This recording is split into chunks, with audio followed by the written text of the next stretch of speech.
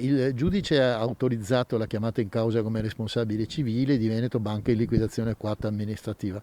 Ha però escluso che altri soggetti, Banca Intesa come cessionaria delle attività di Veneto Banca, Consob, Banca Italia, le società di revisione, possano essere chiamate in questa sede a risarcire il danno. Banca Intesa rimane fuori dal processo per il crack di Veneto Banca. Nel pomeriggio il pronunciamento del GUP Gianluigi Zulian che pone l'ennesimo paletto nel percorso a ostacoli dei risparmiatori della Popolare verso un possibile risarcimento per il danno subito.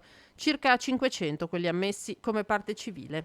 Obiettivamente è una grossa limitazione perché la liquidazione coatta amministrativa non sappiamo se e quanto riuscirà a realizzare, mentre invece la Banca Intesa è sicuramente, come si suol dire, solvibile. Il coinvolgimento di Banca Intesa cosa avrebbe significato invece? Avrebbe significato di avere come referente il più grosso gruppo bancario italiano. In Cassazione è ancora pendente il giudizio sullo stato di insolvenza di Veneto Banca che, se dovesse essere confermato, aprirebbe uno scenario nuovo, quello dei reati fallimentari.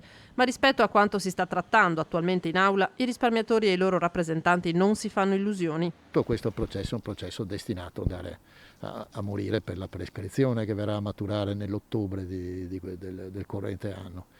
Prima considerazione, ed è francamente difficile arrivare ad una sentenza di primo grado prima di questa data, e secondariamente i patrimoni investiti sono quelli personali del ragionier consoli e quello eventualmente realizzato dalla liquidazione coatta, quindi poca cosa. Il processo è aggiornato al 30 gennaio, nuove udienze sono già state calendarizzate per il mese di febbraio.